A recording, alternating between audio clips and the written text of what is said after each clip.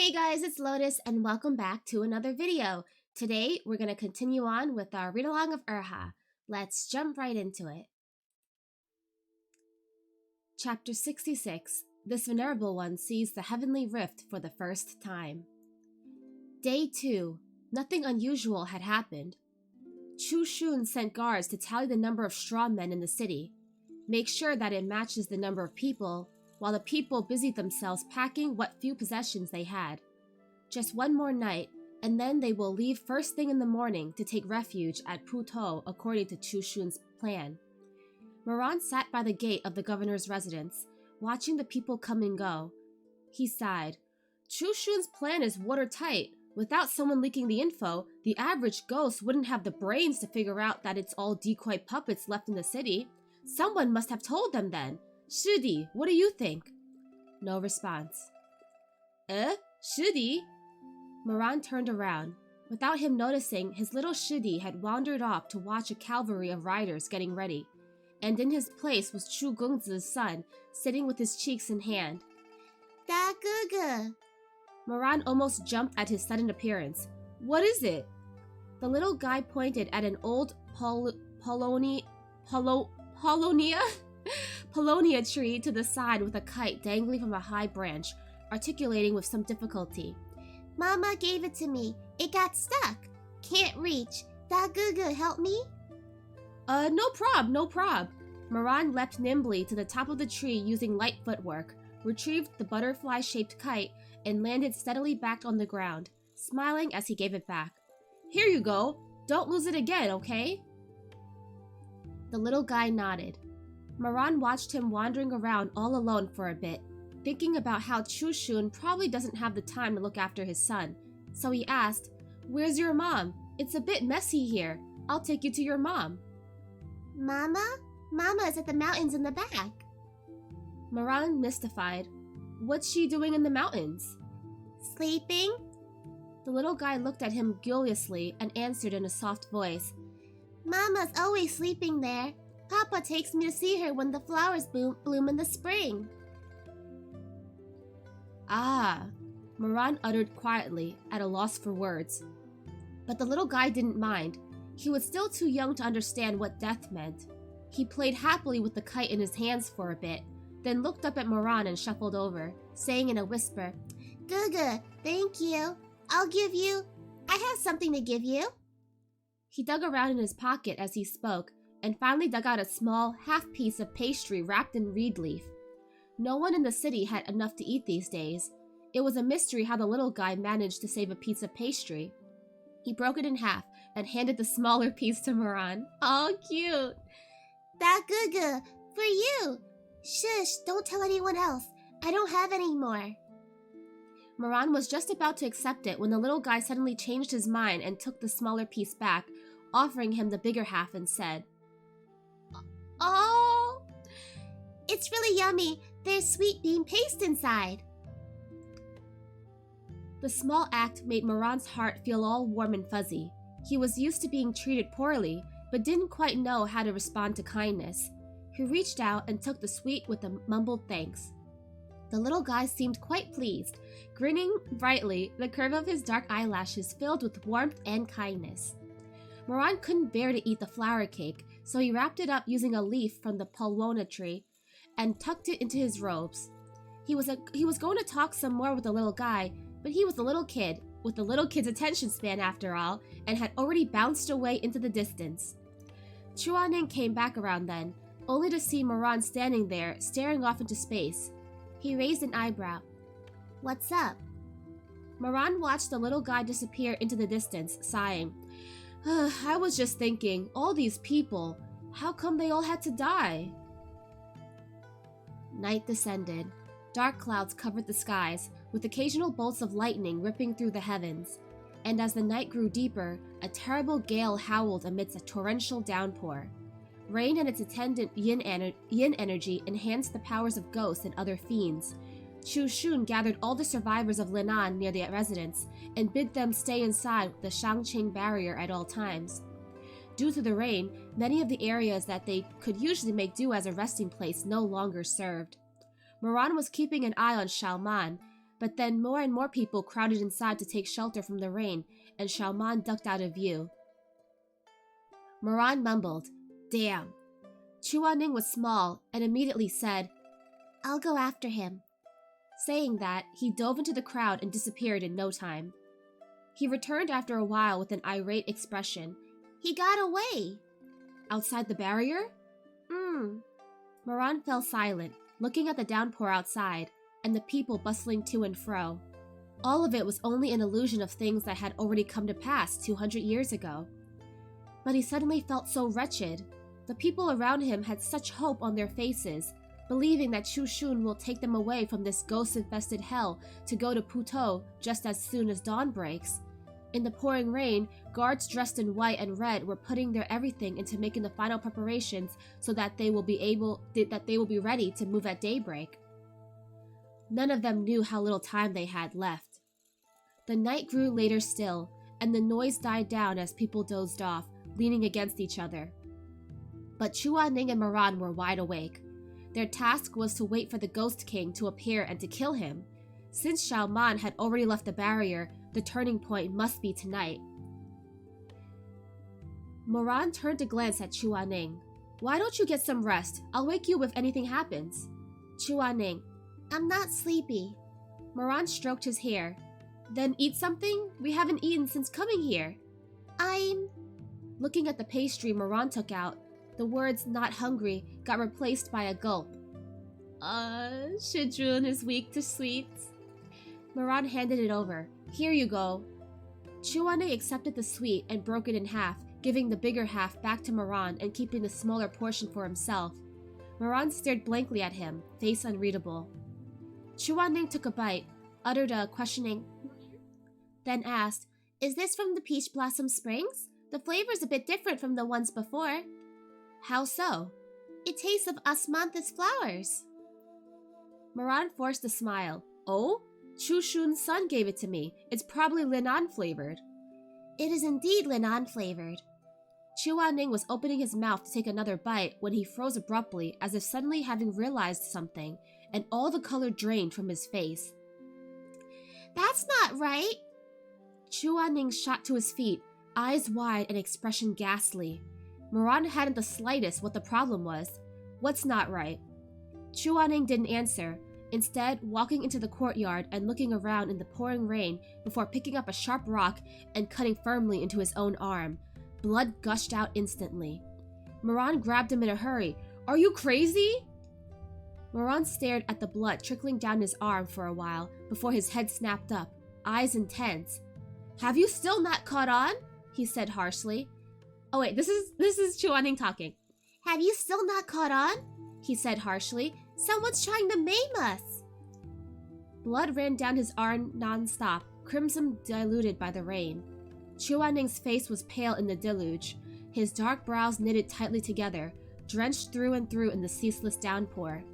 Thunder rumbled and lightning split the skies, harsh light turning night into day for an instant. The sudden clap of thunder jolted Moran into realization. He subconsciously took a step back. He knew what wasn't right. Nothing in an illusion was real, however realistic it might seem. It should be impossible for a pastry to have any taste, for a weapon to actually cause any injury. In short, it should be impossible for anything within the illusion to affect them. "Someone actualized the illusion," Chuaning said quietly. Actualizing an illusion, also known as illusion manifestation, was no easy task. The ones most skilled in this technique were those of the Gu Yue Ye sect, whose motto was medicine for the people, divine physician for the heart, the latter half referring to the fact that some among them specialize in the art of actualizing illusions. Many people are unable to accept the passing of a loved one. Through illusion manifestation, the dead can yet accompany the living. However, such manifested illusions were extremely difficult, so generally speaking, only short individual scenes could be created, such as sharing a drink or taking a nap together, just one thing at most. But with the extensive and continuous nature of this illusion constructed by the Feathered Tribe, alongside the large variety of happenings, even Gu Yue Ye's own sect leader might not be able to manifest it all. Moran immediately thought of someone. Could it be that fake Go-chen from Jinchen Lake? But before he could think on it further, a strange sound burst forth from the skies above. The dozing people jolted awake like startled birds, looking around with wide eyes before finally looking up. It was deathly silent for a moment. Then, screams erupted like the explosion of water droplets in boiling oil. Everyone tried to flee every which way, only to discover there was nowhere to go, and screams came from all directions. There was a fracture in the sky, and an enormous blood-red ghost eye was staring unnervingly from right above. The eye was so close it was practically up against the barrier. A harsh, garbled voice thundered, "Shizun, how very bold of you, a mere mortal daring to deceive this venerable one?" Moran muttered, "Ghost King." There were 9 kings in the ghost realm, some far stronger than others. The one before them now had yet to show himself, so there was no way to tell which one he was. The eyeball alone loomed in the sky, dripping with blood as it stared at the building below. "Such arrogance! Absurd!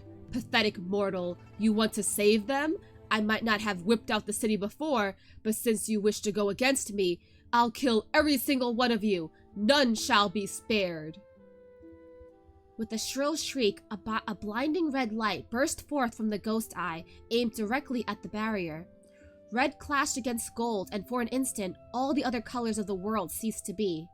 The force of the impact sent debris flying into the howling gales and relentless rain, the branches of the trees in the courtyard snapping one after another.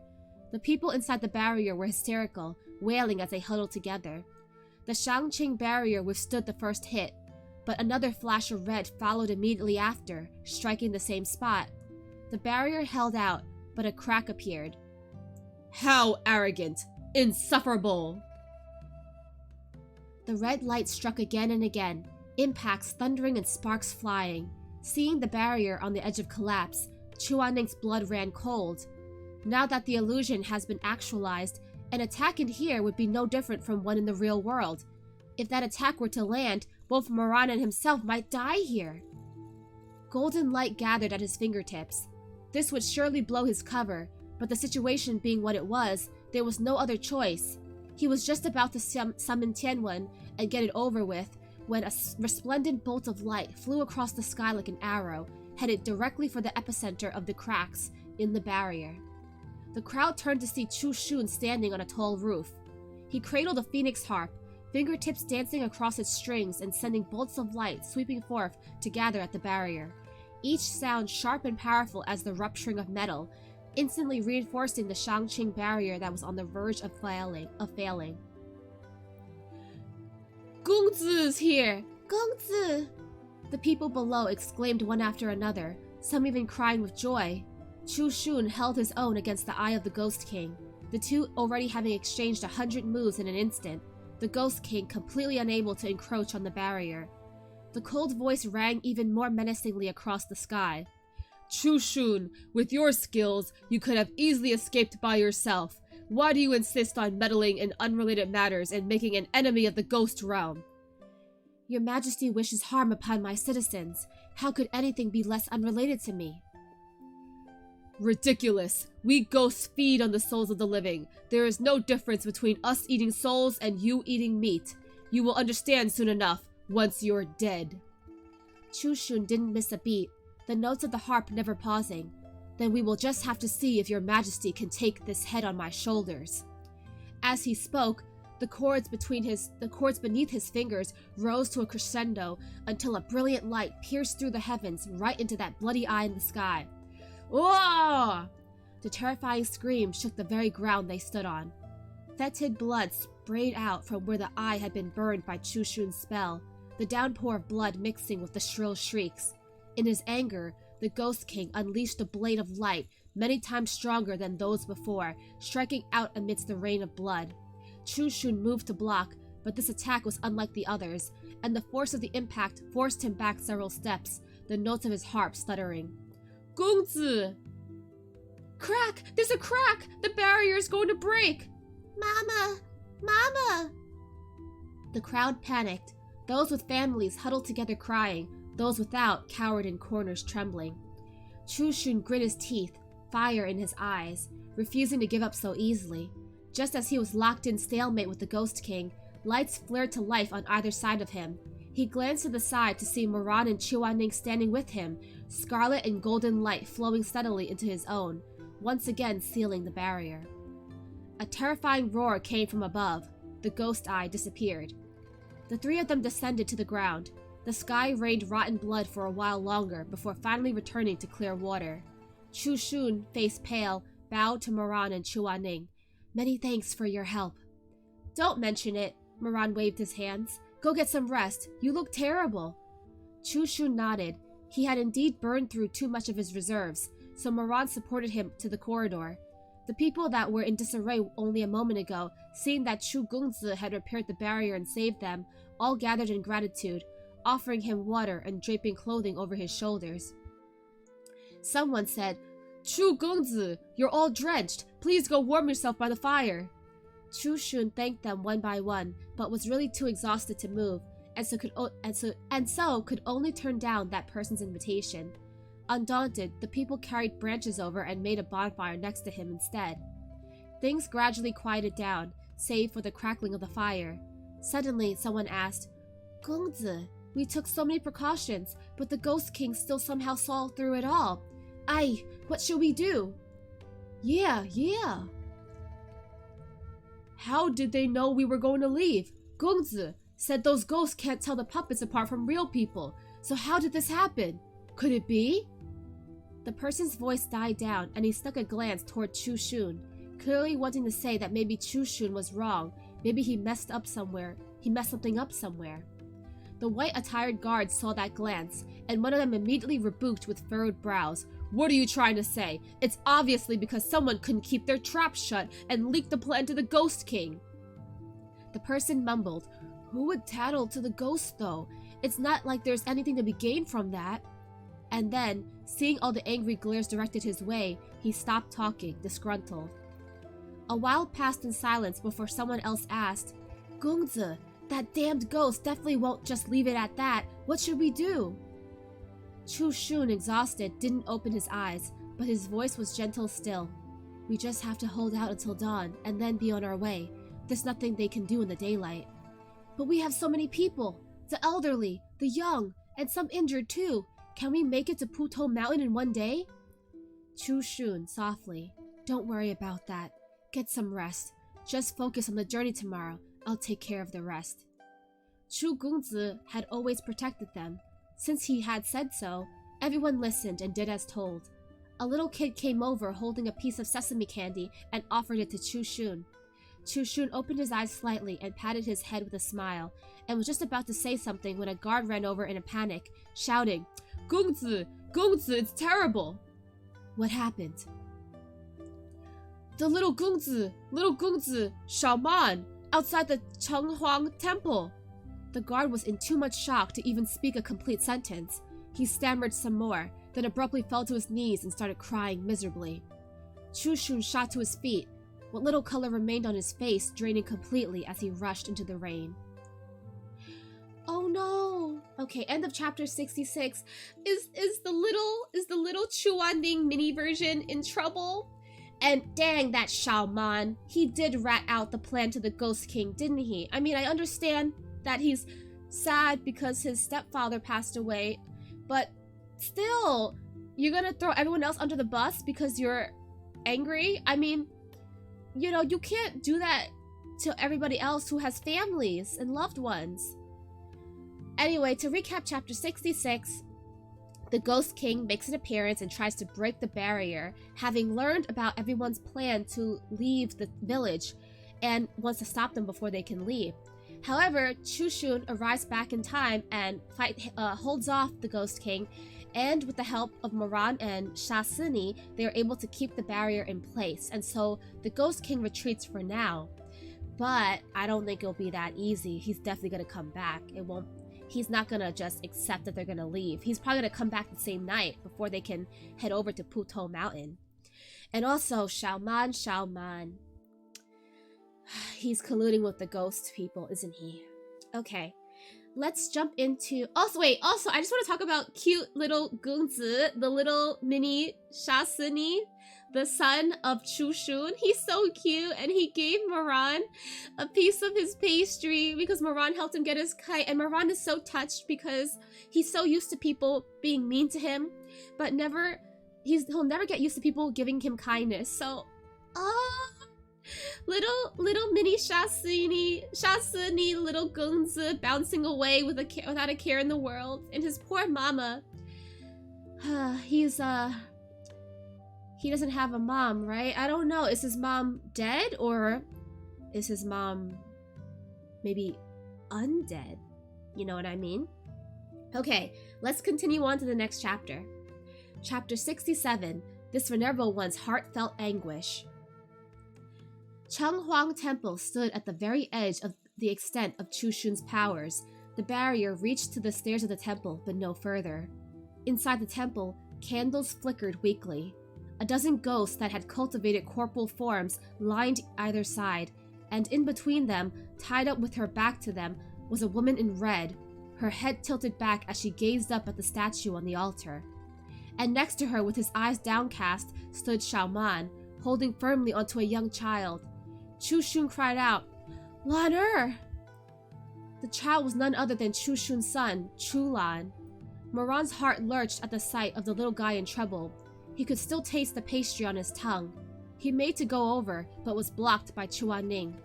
"Don't go." "Why not?" Chuaning glanced at him, then said quietly, "They've all died already. 200 years ago. The illusion has been actualized. I don't want you to get hurt." ... It was the truth. No matter what he did now, the dead had already gone. There was no way to change any of it. The little guy wailed from outside the barrier, nearly unintelligible. Papa, help me! Papa, please, help Lan Chushun's lips trembled. He yelled toward Xiaoman, "What are you doing? I've never done you wrong! Let him go!" Xiaoman ignored him, head still lowered as if he had heard none of it. But the hands clutching Chulan betrayed his inner hesitation. There was a mole between the thumb and forefinger of his left hand, and his hands trembled without stop, the veins on the backs of them standing out starkly. But by now, everyone else taking refuge at the governor's residence had arrived as well, all of them aghast and furious at the sight within the temple, murmuring, "That's the Gongzi's son! How could this happen?" Xiaoman cut the ropes binding the red-robed woman in one motion. She seemed to come back to her senses and turned slowly around.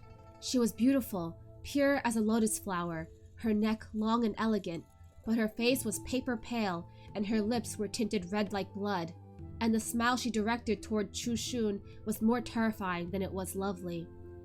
The low light of the candles lit up her face. The moment they saw, Chushun and those behind him old enough to know all froze. There was sadness in her smile. Softly, she said, "Husband." Moran, Chuaning, ... The woman was none other than Chushun's deceased wife. Madame Chu looked to her side and immediately reached over to take her son back from Xiaoman. Xiaoman was unwilling, but Madame Chu was a ghost now, much stronger than he was now that she had been freed from the bindings, and easily pulled the child out of his grasp. But she had died of illness before her child was even a month old, so the little guy had never seen his mother and only kept crying for his father to save him. "Be a good boy and don't cry anymore. Mama will take you to your papa." Madame Chu picked the child up in her delicate arms and slowly walked out of the temple, down the rain-soaked stone steps to the edge of the Shangqing barrier. She stood facing Chushun, joy mixed with sorrow. "My husband, it's been a long time. Have you been well?" Chushun couldn't speak. The tips of his fingers shook uncontrollably at his sides as those phoenix eyes stared at the woman behind the barrier, rim slowly turning red. Madame Chu continued softly, "Lan has gotten so big already, and you've grown steadier too, a little different from what I remember. Let me take a good look at you." She reached out, her hand pressed against the barrier. She couldn't cross, not with her body being that of a ghost, could only gaze quietly across the flowing colors of the barrier at the person on the other side.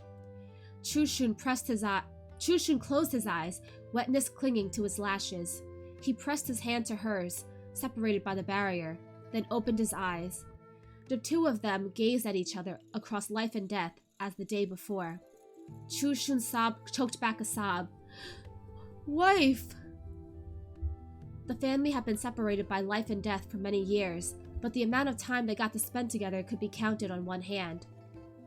The high-tall tree I planted in the courtyard that year, did it take root? Chu Shun smiled with watery eyes. It's already grown tall and beautiful. Madam Chu, smiling gently. I'm glad. Chu Shun tried his best to keep smiling as well.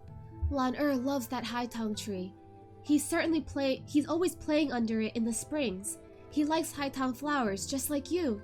Every year, during Qingming.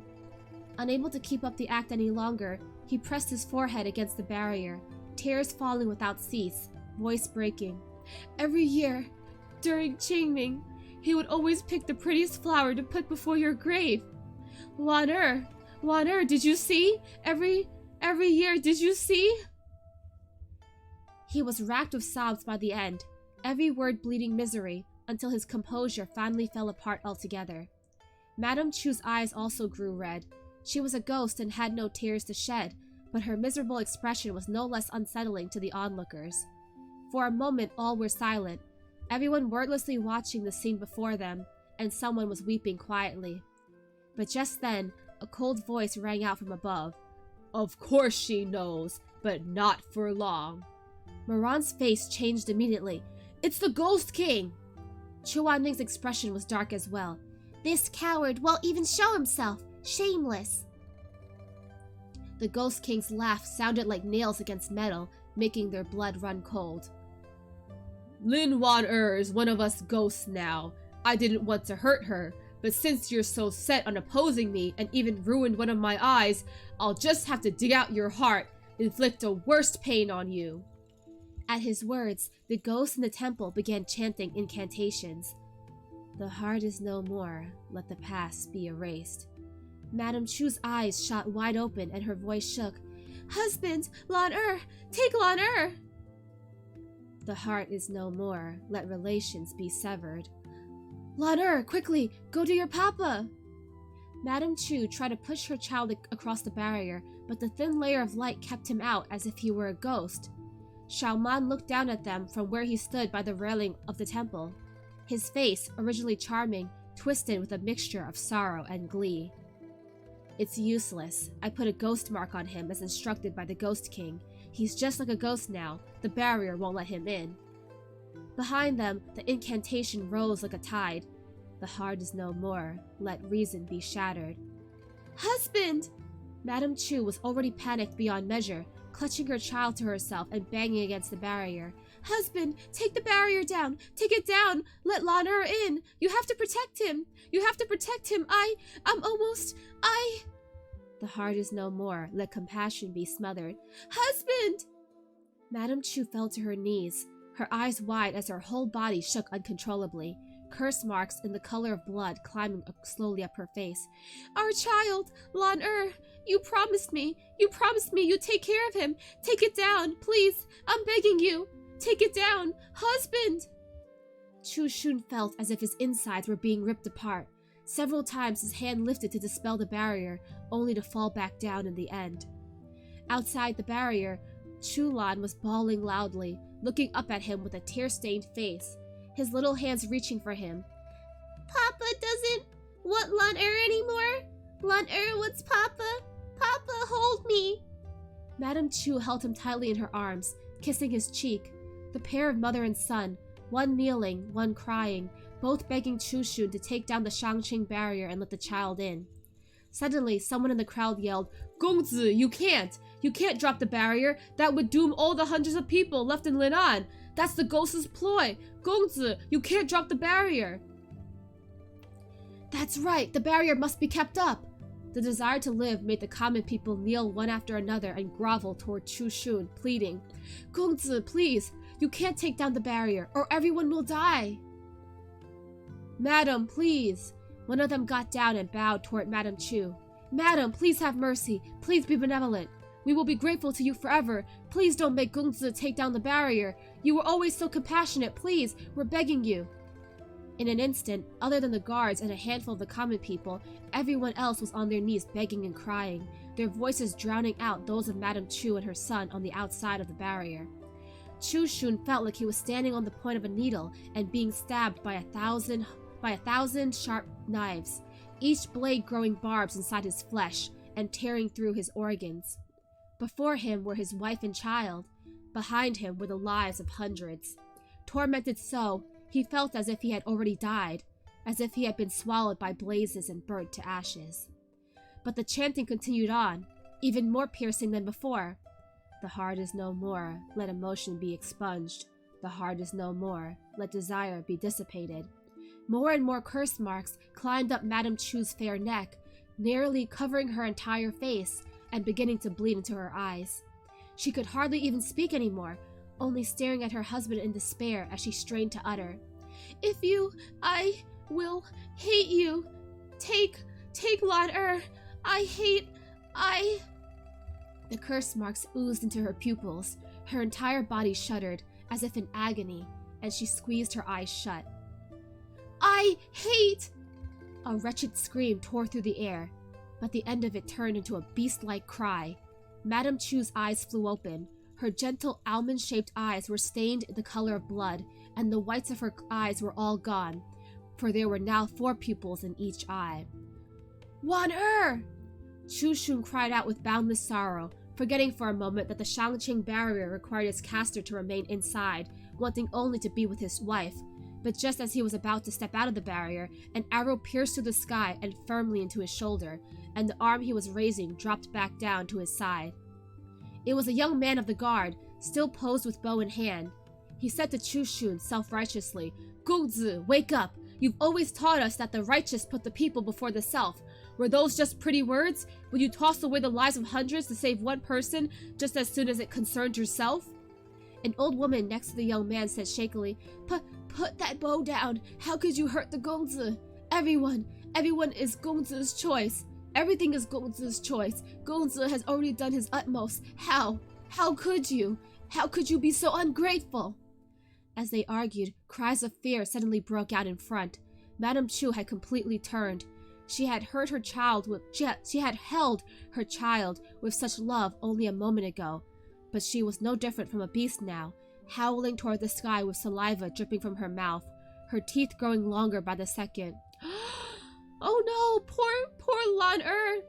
And in her arms, Chu Lan's voice had gone hoarse from crying, but in between sobs he still called out, Mama!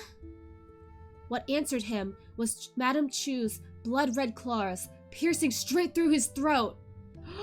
She killed her own baby! All sound disappeared from the world. Droplets of blood drifted through the air like so many blossoms. Just like that year, when Madame Chu had stood by the window holding her newborn child, watching the petals of newly bloomed haitang flowers dancing in the courtyard. She had cradled the child gently in her arms, singing softly, Red haitang, yellow haitang, floating gently in the wind, children in a land far away, missing their mom and dad. Red haitang, yellow haitang. The hand that had caressed Chu Lan so tenderly that year tore into his skull, his limbs, his flesh. Floating gently in the wind, the rain came down in a deluge, blood pooling and flowing along the ground. The mother devoured her child's entrails. Children in a land far away. The eaves of Chenghuang Temple towered solemnly above them. The year Chu Lan was born, she had knelt before Chenghuang Temple and clasped her delicate warm hands together in prayer. The chime of a clock had sent all the birds nearby scattering, and in the haze of the fragrant candles, she bowed down low to pray for her child's health and happiness, that he might live a long life free from worries. Missing their mom and dad, Chu Lan's heart was dug out from his mangled body. Madame Chu sunk her teeth into it, insatiable, blood dripping from the corners of her mouth. Ah! Chu Shun broke down, clutching his head where he had fallen to his knees, bashing his head repeatedly against the ground. He wept, wretched and miserable, kneeling in the rain and in the blood in front of his wife and son, in front of all of the people of Linan. He knelt before the image of God. He knelt in the mud underfoot. He knelt in the depths of sin. He knelt in the heights of virtue. He knelt in untold gratitude. He knelt in utmost hatred. He hunched over in the dust, his very soul torn apart and extinguished, disintegrated into dust. A long while passed before someone finally spoke up in a trembling voice.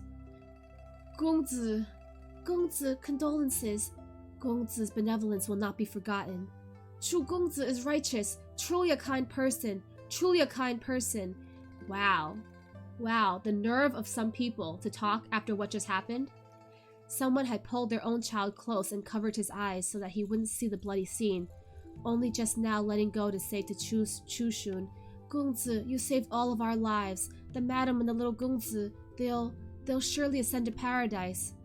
Someone else spit out, take your child and get lost. Why don't you and your child go to paradise itself? Paradise instead. That person backed away timidly, but all of it sounded so far away.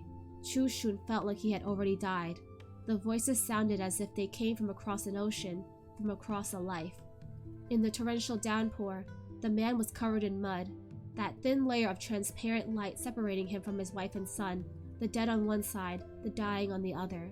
Looking at the scene before him, Moran thought suddenly of his past life, when he had wantonly slaughtered the innocent, and wondered if he had created more than one Chu Shun, more than one Chu Lan, more than one Madame Chu.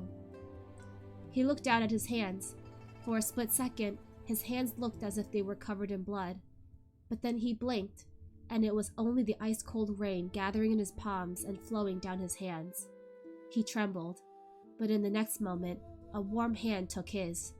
He snapped out of it like waking from a nightmare to find his little Shidi looking at him with concern. He looked so much like Chulan.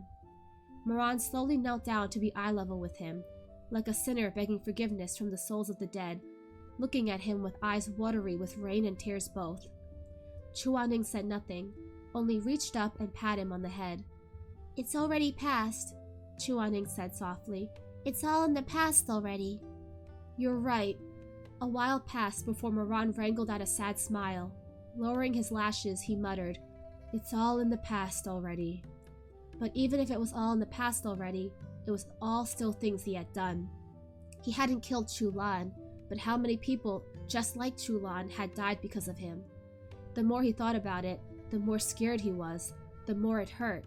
Why had he been so cruel? Why had he been so willful? End of chapter 67. Oh wow, guys. Oh my gosh. Chulan, may your soul rest in peace. May you be reunited with your mother's soul in heaven. Oh, poor Chu Shun and his whole family. I can't believe... the father witnessed his son being torn apart limb from limb by his own wife. Like, I can't imagine how traumatizing that would have been. And then the nerve of the other townspeople to try to console him, like, what you did was the right choice, you know? We will thank you forever because you protected us. Like, shut up. Listen, at the end of the day, of course people are going to care more about themselves and their own family than others. And, just because Chu Shun is a governor's son and, he's, like, you can't, like, expect him to, like, be level-headed all the time. Of course, his poor son is on the other side of the barrier, in danger. His wife was turned into a ghost by the Ghost King to use as a pawn against him as blackmail. And then he saw his son murdered right in front of his eyes. And then the nerve of people to try to console him right after he saw what happened. Like, people should just sit down and shut their mouth, okay? And then Moran is having his own flashbacks thinking, oh my god, am I no better than the Ghost King? Because I have definitely slaughtered multiple people as Tashi and June. I have separated multiple families and caused a lot of destruction and harm and sadness and grief, and what was I thinking? I'm really curious. What happened to Moran to turn him into Tashi and June, right? Oh my gosh. Wow, this was a heavy chapter. I feel so bad for Chulan because just in the previous chapter, he was so full of life and cute and bubbly, and he was so happy and not a care in the world, and, he was playing with his kite and sharing pastries with others, and then the last thing he saw before he died was being in the arms of a woman he didn't recognize because his mother died when he was like 1 month old. So he was in the arms of a woman he didn't recognize, pleading and calling out to his father because he was scared. And then he was killed. And I know that this is part of the illusion and that all of these people had already died hundreds of years ago, so Moran and Chuaning couldn't save them anyway. But you know, someone actualized the illusion, which means that everyone and the people in the illusion can get hurt, especially Chuaning and Moran. And so they have to be really careful not to get gravely injured, or they could actually die in this illusion. But also, I really hope that Chu Shun, Chu Lan, and Madame Chu were all able to reunite in the afterlife. Okay. Wow. Okay, so I hope you guys enjoyed today's read-along. And I will see you guys next time. Bye-bye.